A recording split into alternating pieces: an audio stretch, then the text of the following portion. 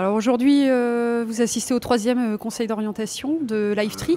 L'idée, c'est de réunir une fois par an tous les partenaires qui nous soutiennent dans la démarche de développement de transition énergétique de l'Université catholique de Lille. Le monde datait de mardi, sur la fin du moteur thermique.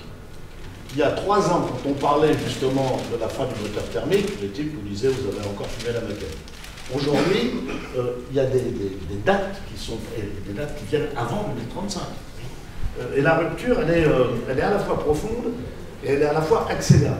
Et nous, on a eu cette intuition, et quand je dis nous, vous allez voir qui je mets dans ce nous, cette intuition qu'on rentrait dans un nouveau monde, que de nouveaux modèles économiques, je mets le mot au pluriel, étaient en train d'émerger. L'idée, c'est de faire un point d'étape par rapport au conseil d'orientation de l'année dernière sur les différents projets, leur montrer que ça avance.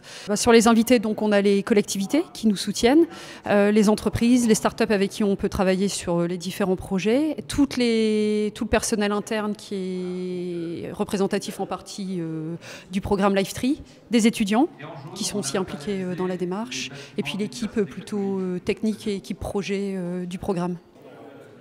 Alors dans ce comité, moi je représente la ville de Lille et en particulier le conseil de quartier de Vauban-Équermes qui s'est engagé dès le début dans cette démarche Livetree puisque la ville de Lille souhaite faire de Vauban-Équermes, comme l'ensemble de la ville d'ailleurs, un quartier durable pour le XXIe siècle. Le quartier de Vauban-Équermes développe des projets mais qui rejoignent évidemment la stratégie et la dynamique de l'université. On n'a pas des projets pour l'université, on a des projets avec l'université et avec les habitants. Je pense par exemple à l'opération Verdissons nos murs, qui a une dimension très environnementale et écologique. Pour moi, ça fait partie effectivement de cette dynamique.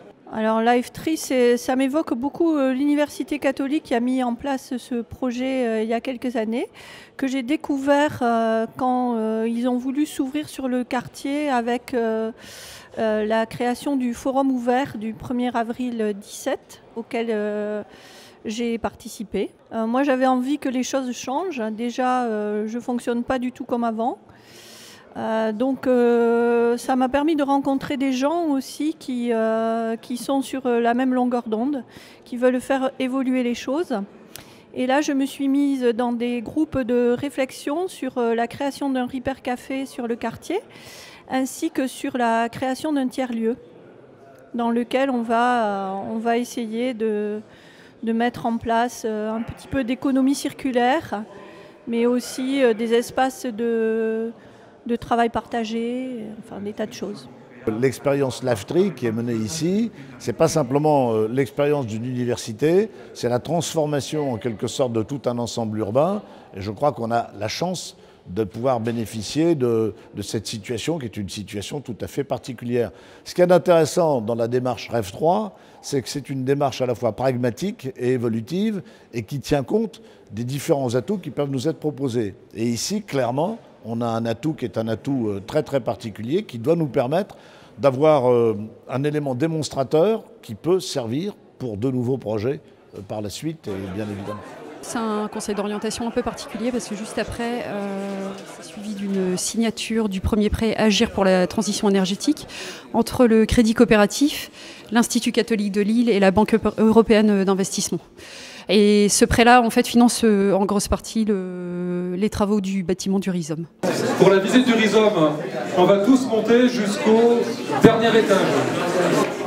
Il y a également une chose qui me paraît extrêmement importante et qui est propre d'ailleurs à cette université, c'est la dimension éthique de la 3e révolution industrielle de REV 3.